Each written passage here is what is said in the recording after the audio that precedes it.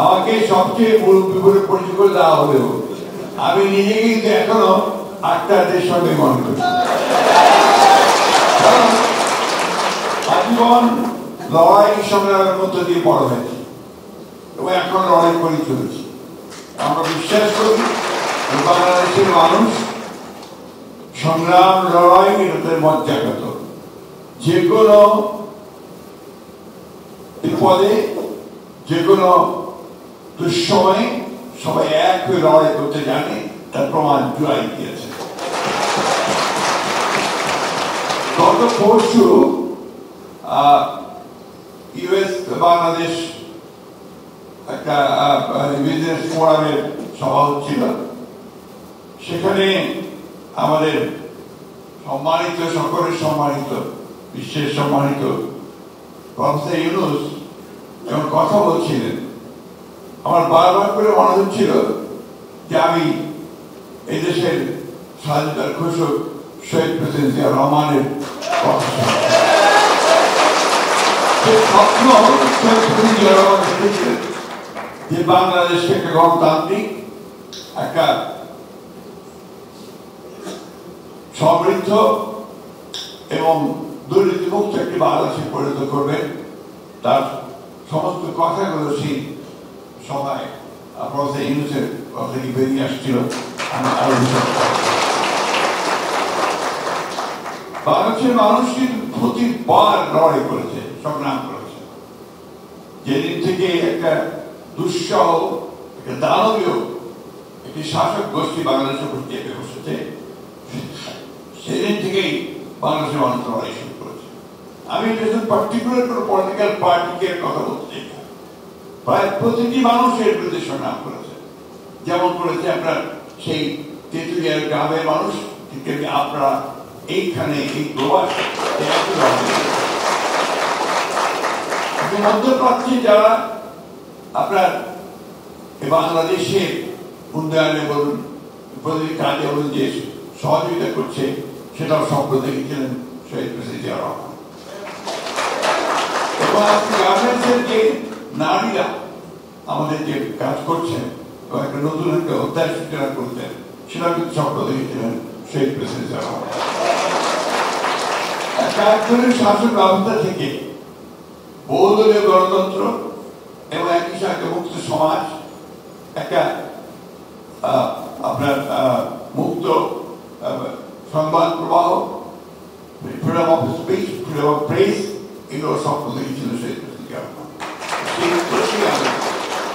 আজকেও আমাদের নেতা, তরুণ নেতা আমরা বলি, তিনিও 31 দফা কর্মসূচি দিয়ে সে নতুন চিন্তা ভাবনা। আমি একটা কথা স্পষ্ট করে দৃঢ়তার সঙ্গে বলতে চাই যে আমরা যারা বয়োজ্যেষ্ঠ আছি, আমরা অনেকগুলো লড়াই লড়েছি, আমরা স্বাধীনতার যুদ্ধ করেছি, পরবর্তীকালে গণতন্ত্রের জন্য সংগ্রাম করেছি, লড়াই করেছি। আজকে আমাদের সামনে শহীদরা যারা তারা এসছে এবং আমরা অত্যন্ত আশাবাদী যে আমরা ভবিষ্যতে আমার লড়াইয়ের মধ্যে দিয়ে যেতে পারি। একটা কথা আমাদেরকে সবসময় মনে রাখতে হবে, সেই কথাটা হচ্ছে যে স্বপ্ন দেখতে হবে। প্রফেসর ইউনূস যে স্বপ্ন দেখেছেন, যে দেখছেন, এই স্বপ্নগুলোকে আমাদের সামনে এগিয়ে নিয়ে যেতে হবে। তারা যে স্বপ্ন দেখেছেন সেটা নিয়ে আমরা সামনে এগিয়ে যেতে পারবো বলে আমি বিশ্বাস করি। আমাদের যেটা দরকার, সবচেয়ে বেশি যেটা দরকার, পলিটিক্যাল কমিটমেন্ট। আমাদের মধ্যে সেই আস্থা দৃঢ়তা থাকতে হবে। বিগত রেজিম আমাদের আস্থা নষ্ট করে দিয়েছিল, বিগত রেজিম আমাদের ধ্বংসস্তূপে পরিণত করেছিল। আজকে যে structural change, political structure change জন্য যে কমিশন করা হয়েছে, সংস্কার কমিশন করা হয়েছে, আমরা কমিটেড যে আমরা এই সংস্কার কমিশনগুলোতে আমরা আমাদের অবদান রাখার চেষ্টা করছি রাজনৈতিক দল হিসেবে, এবং যতটা সম্ভব আমরা কাজ করছি। এবং এই কথা আমরা খুব স্পষ্ট করে সবার সামনেই বলতে চাই, যেখানে বাংলাদেশের সবচেয়ে বেশি উপকার হবে, যেখানে বাংলাদেশি মানুষের উপকৃত হবে, সেই কাজগুলো নিঃসন্দেহে আমরা সর্বাত্মকভাবে করবো বলে আমরা কথা দিতে পারি। আমি বক্তব্য রাজনীতিবিদের খুব খারাপ ভাষা আছে, কথা বলতে পারলি না, কথা বেশি বলে। তো আমি সেই কথা বেশি বলতে চাই না। আমি শুধু আপনাদেরকে এই কথা বলতে চাই যে আমরা আধুনিক চিন্তা করি। আমাদের পরবর্তী জেনারেশন, আমাদের সামনে ছেলেরা, আমাদের মেয়েরা, তারা নিঃসন্দেহে অনেকে বেশি আধুনিক চিন্তা করে। সেটাকে ধারণ করার মতো মানসিকতা আমাদের আছে, সেটাকে গ্রহণ করার মতো সমস্ত মানসিকতা আমি বিশ্বাস করি। আমি আপনি যাদের কথা কেন শুনলাম, আমি আরো আশাবাদী হয়ে উঠেছি যে আমাদের এই নতুন জেনারেশন তারা নিঃসন্দেহে আমাদের দেশে নতুন সংগ্রামে, নতুন লড়াইয়ে, নতুন স্বপ্নের মধ্যে দিয়ে আমাদেরকে নতুন দিগন্তের মধ্যে নিয়ে যাবে। আমি যার সঙ্গে কথা বলছিলাম, আজকেই সকালে কথা বলছিলাম, আমি অত্যন্ত আশাবাদী হয়ে উঠেছি যে আমাদের মেয়েরা, অর্থাৎ নারীরা, তারা একটা বিশাল ভূমিকা পালন করবেন আমাদের পরবর্তী এগিয়ে যাওয়ার জন্য।